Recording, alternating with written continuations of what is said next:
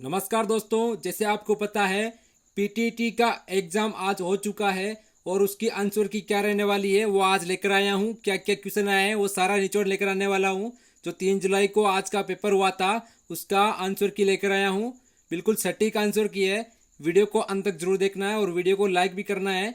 चलो वीडियो को शुरू करते हैं। और हाँ दोस्तों, जैसा आपको पता है कि जो पीटीटी का जो पेपर है वो बाहर नहीं लाने देते हैं, अंदर ही ले लेते हैं।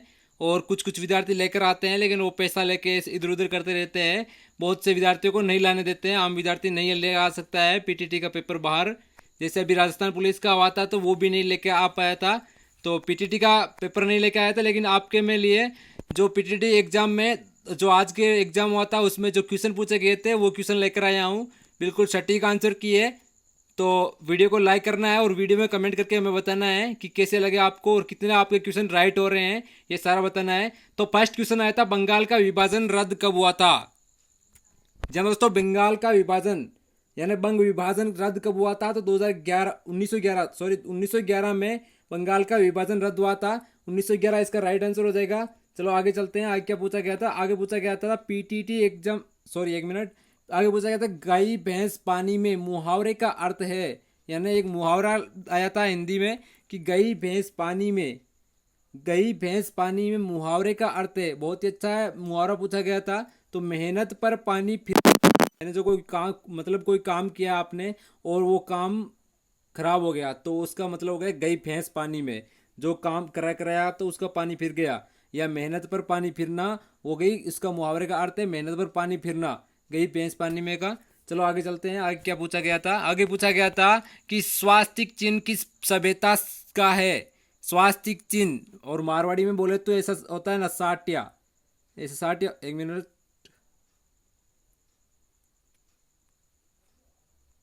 जैसे ऐसे होता है साट्या।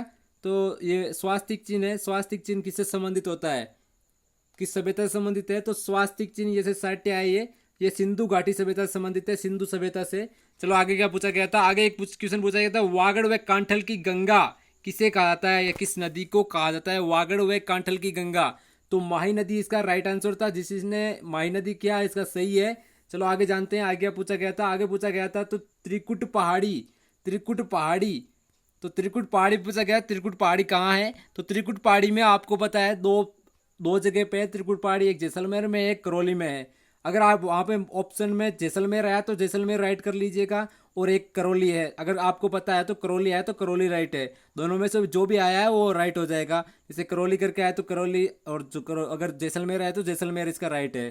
त्रिकुट पहाड़ी इन दोनों पर ही है। चलो आगे जानते हैं। आगे क्या पूछा गया था? आगे पूछा गया था भारत के वर्तमान विदेश मंत्री कौन है।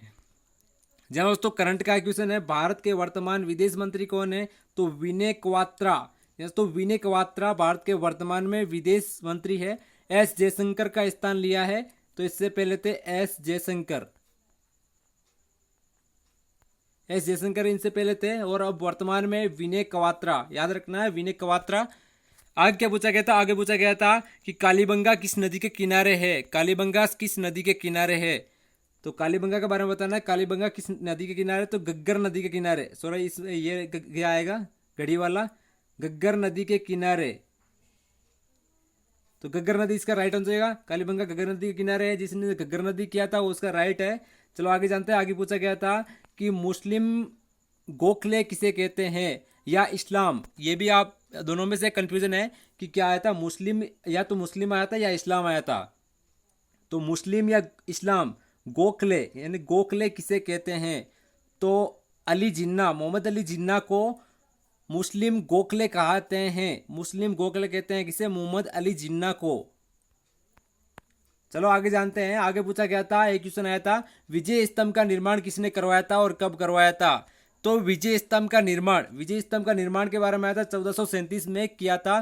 सारंगपुर के युद्ध में महाराणा कुंभा द्वारा किया गया था। जब सारंगपुर का युद्ध महाराणा कुंभा ने विजय हुआ था जब सारंगपुर युद्ध में, तो उस समय महाराणा कुंभा इस सारंगपुर के युद्ध के याद में विजय स्तंभ का निर्माण करवाया था 1437 में कुंभा ने, सारंगपुर के युद्ध के विजय के उपलक्ष्य में।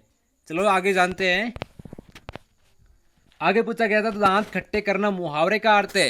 एक ये पूछा गया दांत खट्टे करना मुहावरे का अर्थ है। ये हिंदी का क्वेश्चन था, दांत खट्टे करना मुहावरे का अर्थ। तो परेशान करना या पराजित करना, दांत खट्टे करने का मतलब था परेशान करना या पराजित करना। दोनों में से जो भी आंसर दिया है उसका सही है। चलो आगे जानते हैं आगे क्या पूछा गया था। आगे पूछा गया था कि ऑपरेशन गंगा का उद्देश्य क्या है या क्या था। तो ऑपरेशन गंगा का उद्देश्य क्या है यह पूछा गया था। तो यूक्रेन से भारतीयों को लाने के लिए, यानी यूक्रेन में जो प्रवासी भारतीय प्रवासी फंसे हुए थे, वहां पर युद्ध चल रहा है, तो उनको भारतीयों को अपने देश में लाने के लिए ऑपरेशन गंगा चलाया गया था। तो इसका राइट आंसर था ऑपरेशन गंगा का, यूक्रेन से भारतीयों को लाने का। तो आगे था, आगे क्वेश्चन पूछा।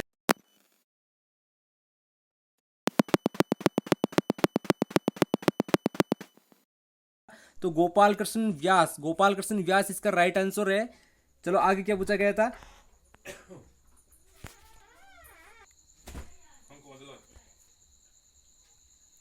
आगे पूछा गया था तो विश्व की सबसे बड़ी प्रशस्ति राज प्रशस्ति स्थित है। जी दोस्तों, विश्व की जो सबसे बड़ी प्रशस्ति है राज प्रशस्ति, वो कहां पर स्थित है। तो राजसमंद झील के नौचौकी की पाल है, उत्तरी भाग को नौचौकी की पाल कहा जाता है राजसमंद झील की, वहां पर ये राज प्रशस्ति स्थित है।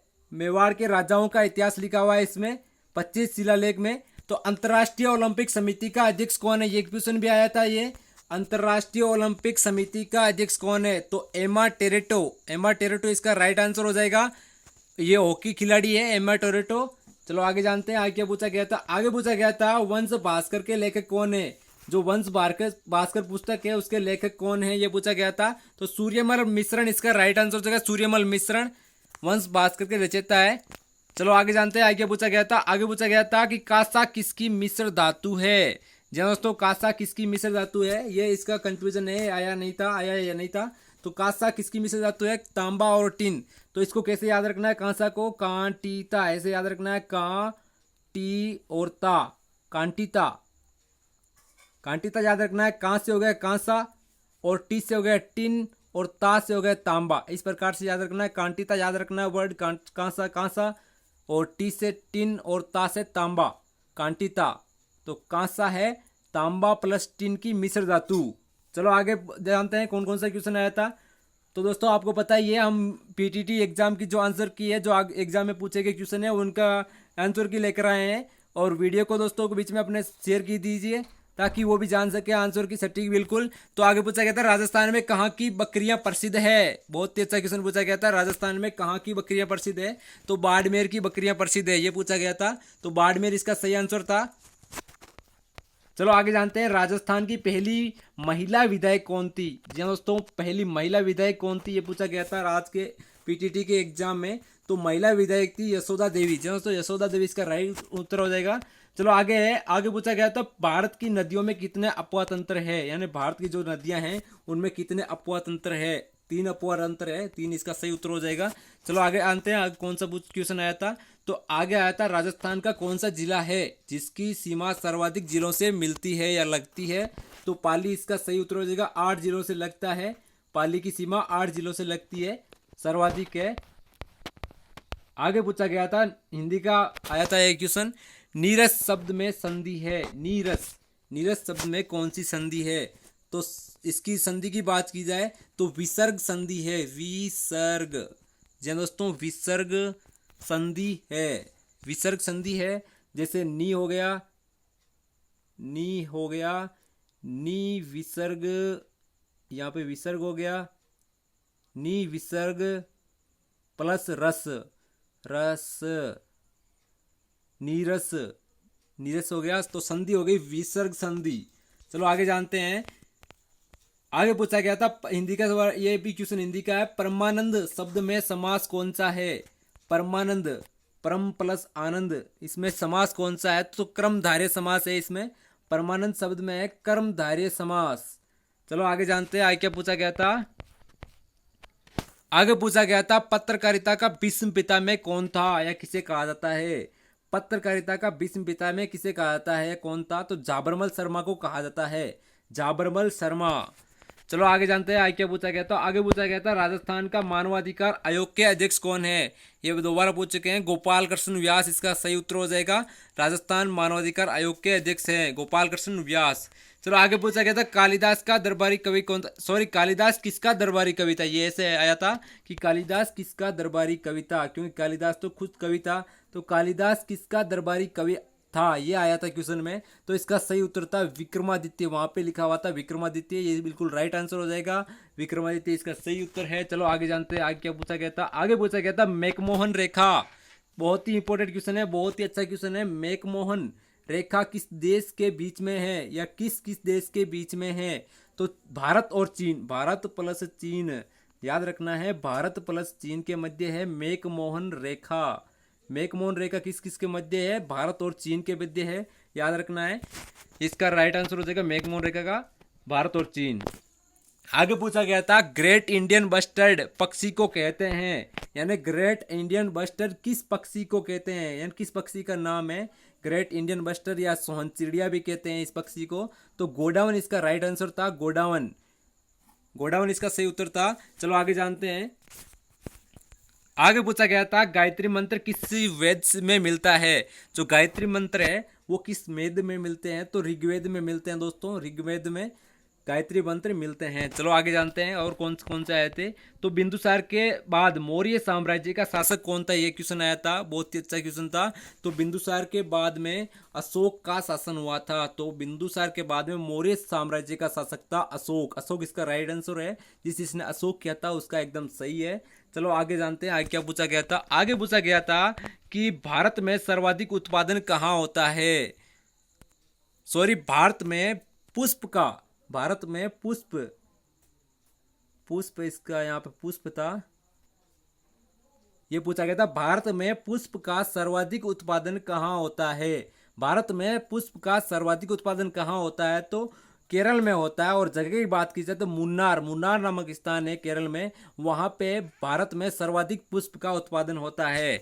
आगे क्या पूछा गया था। आगे पूछा गया था राजस्थान के किस खिलाड़ी को पद्म पुरस्कार मिला है।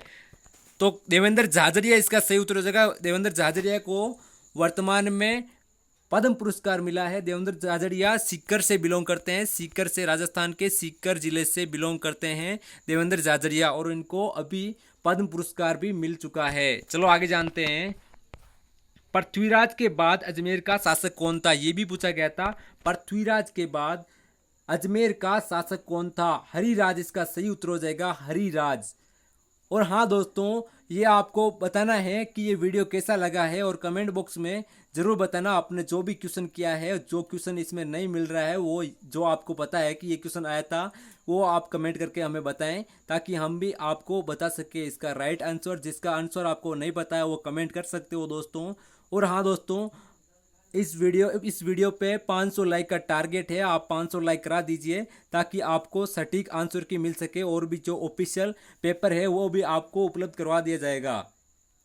चलो आगे जानते हैं आगे क्या पूछा गया। तो आगे पूछा गया था कि भारत में चिश्ती प्रभाव किसके कारण देखने को मिला। जो भारत में चिश्ती प्रभाव देखने को मिला वो किसके कारण देखने को मिला था।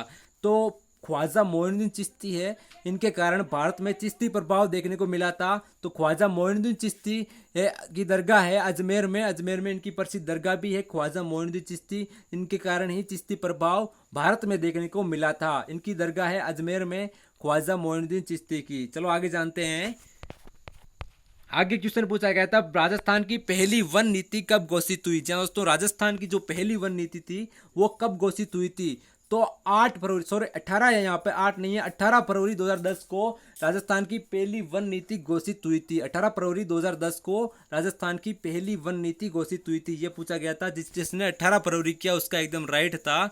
आगे पूछा गया था राजस्थान का राज्य पुष्प कौन सा है। बहुत ही इजी क्वेश्चन पूछा गया था, राजस्थान का राज्य पुष्प कौन सा है। तो ये तो आम आदमी बता सकता है, तो रोहिड़ा इसका सही उत्तर था। राजस्थान का राज्य पुष्प रोहिड़ा है। और राज्य वृक्ष की बात की जाए तो खेजड़ी इसका राइट आंसर हो जाता। तो राज्य पुष्प पूछा गया, रोहिड़ा इसका सही उत्तर है। आगे क्या पूछा गया। आगे पूछा गया था कि सौरव खड़गपुर किस खेल से संबंधित है। सौरव चौधरी खड़गपुर, खड़गपुर के हैं सौरव चौधरी, वो किस खेल से संबंधित है या किस खेल से बिलोंग करते हैं। तो निशानेबाजी से संबंधित है सौरव चौधरी खड़गपुर। निशानेबाजी से संबंधित है। चलो आगे जानते हैं आगे क्या पूछा गया था। आगे पूछा गया था केन बेतवा नदी परियोजना संबंधित है, यानी किससे संबंधित है, किस जिले से संबंधित है। केन बेतवा नदी किस या परियोजना किससे संबंधित है, तो मध्य प्रदेश प्लस उत्तर प्रदेश, सॉरी मध्य प्रदेश और उत्तर प्रदेश से संबंधित है केन बेतवा नदी परियोजना। चलो आगे क्या पूछा गया था। आगे पूछा गया था अंतर्राष्ट्रीय ओलंपिक समिति का अध्यक्ष कौन है। अंतर्राष्ट्रीय ओलंपिक समिति का अध्यक्ष कौन है, तो अंतर्राष्ट्रीय ओलंपिक समिति का अध्यक्ष एमा टेरेटो है, एमा टेरेटो है। चलो आगे आगे जानते हैं क्या पूछा गया था। आगे पूछा गया था युद्ध प्रदेश में कौन सा जिला शामिल है। योध्य, सॉरी युद्ध नहीं है यहाँ पर, योध्य है। जैसे यहाँ पर देखो योध्य डबल मात्र है इस पे, योध्य, योध्य, ये है योध्य। योध्य प्रदेश में कौन सा जिला शामिल है, तो हनुमानगढ़ गंगानगर इसका राइट आंसर हो जाएगा। अगर आप यहाँ पे बहुत से विद्यार्थी बता रहे हैं गंगानगर आया था, तो गंगानगर इसका राइट आंसर है। अगर हनुमानगढ़ आया तो हनुमानगढ़ भी इसका राइट आंसर है। दोनों में से एक आया था, तो गंगानगर इसका राइट आंसर है। हनुमानगढ़ को भी कुछ प्रदेश है उसे युद्ध प्रदेश कहते हैं। चलो आगे जानते हैं आगे क्या पूछा गया था। आगे पूछा गया था जैव विविधता अधिनियम कब लागू हुआ। जैव विविधता अधिनियम कब लागू हुआ दोस्तों, तो जैव विविधता अधिनियम आसान था, 2002 में लागू हुआ था जैव विविधता अधिनियम। तो इसका राइट आंसर है 2002। जिसने ये 2002 दिया था उसका एकदम सही है उत्तर। आगे पूछा गया था राजस्थान राज्य मानवाधिकार आयोग के वर्तमान अध्यक्ष कौन है। राजस्थान राज्य मानवाधिकार आयोग के वर्तमान अध्यक्ष कौन है, तो अरुण कुमार मिश्र इसका सही उत्तर है। अरुण कुमार मिश्र, अरुण कुमार मिश्र इसका सही उत्तर हो जाएगा। आगे पूछा गया था कि वनस्पति सर्वेक्षण विभाग का मुख्यालय कहाँ पर है। दोस्तों जो वनस्पति का सर्वेक्षण करता है उस विभाग का मुख्यालय कहाँ पर है, तो कोलकाता, पश्चिम बंगाल में इसका मुख्यालय है, पश्चिम बंगाल कोलकाता में। चलो आगे पूछा गया था। आगे पूछा गया था कि जोधपुर की स्थापना कब हुई। जोधपुर की स्थापना कब हुई, तो जोधपुर की स्थापना राव जोधा द्वारा 1459 में की गई। 1459 में। कल जो राजस्थान पुलिस का पेपर हुआ था उसमें भी ये क्वेश्चन आया था कि जोधपुर की स्थापना किसने की और कब की, तो राव जोधा ने 1459 में की थी। चलो आगे एक क्वेश्चन पूछा गया था कि सबसे कम आयु के शतरंज मास्टर कौन बने हैं। जो सबसे कम उम्र के है वो शतरंज मास्टर कौन बने हैं, तो अभिमन्यु मिश्रा इसका सही उत्तर था। अभिमन्यु मिश्रा शतरंज के खिलाड़ी हैं जो सबसे कम उम्र के हैं। आगे पूछा गया था कि आधुनिक भारत के पिता किसे कहा जाता है। जी दोस्तों आधुनिक भारत के पिता किसे कहा जाता है ये पूछा गया था। तो आधुनिक भारत के पिता राजा राम मोहन राय को कहा जाता है। राजा राम मोहन राय इसका सही उत्तर है। जिस किसी ने राजा राम मोहन राय दिया है उसका एकदम सही है। आगे पूछा गया था राजस्थान की प्रथम महिला राज्यपाल कौन थी, तो राजस्थान राज्य की वर्तमान, एक मिनट, राजस्थान की प्रथम महिला राज्यपाल थी श्रीमती प्रतिभा देवी सिंह पाटिल इसका सही उत्तर था। जो राजस्थान की प्रथम राज्यपाल थी श्रीमती प्रतिभा देवी सिंह पाटिल। आगे पूछा गया था कि राष्ट्रीय राजधानी क्षेत्र में कौन कौन से जिले आते हैं, यानी कौन कौन से जिले हैं जो राष्ट्रीय राजधानी क्षेत्र में आते हैं। तो इसमें दो ऑप्शन थे, अलवर और भरतपुर। तो अलवर और भरतपुर इसका सही उत्तर है। और आगे क्या पूछा गया था। आगे पूछा गया था कि 2023 के ओलंपिक खेल कहाँ आयोजित होंगे। जो 2023 में ओलंपिक खेल होने वाले हैं वो कहाँ पर आयोजित होंगे, तो भारत इसका सही उत्तर हो जाएगा। जो 2023 में ओलंपिक खेल आयोजित होंगे जो भारत के मुंबई में आयोजित होंगे। जी हाँ दोस्तों, मुंबई में आयोजित होंगे भारत के। उसमें मुंबई भी आया था और भारत भी आया था, मुंबई में आयोजित होंगे। जिसने मुंबई भारत सेलेक्ट किया है उसका एकदम सही है। आगे पूछा गया था वीर तेजा पशु मेला कहाँ लगता है। जी दोस्तों, वीर तेजा पशु मेला कहाँ पर लगता है, तो वीर तेजा पशु मेला पर्वतसर नागौर में लगता है। नागौर का एक स्थान है पर्वतसर, वहां पर वीर तेजा पशु मेला लगता है। आगे पूछा गया था कि, और हाँ दोस्तों ऐसे बहुत सारे क्वेश्चन पूछे गए थे। अगर आपके पास भी एक डाउट वाला क्वेश्चन है कि ये क्वेश्चन आया था, ये क्वेश्चन आया, तो आप हमें कमेंट करके बता सकते हैं। और हाँ दोस्तों, इस वीडियो का 500 लाइक तक का टारगेट है, आप जल्दी से 500 लाइक करवा दीजिए ताकि आपको जो राजस्थान पुलिस और जो भी ये पीटीटी है इसका जो ऑफिशियल पेपर हुआ था उसका भी पीडीएफ लगा के हम आंसर की उपलब्ध करा देंगे।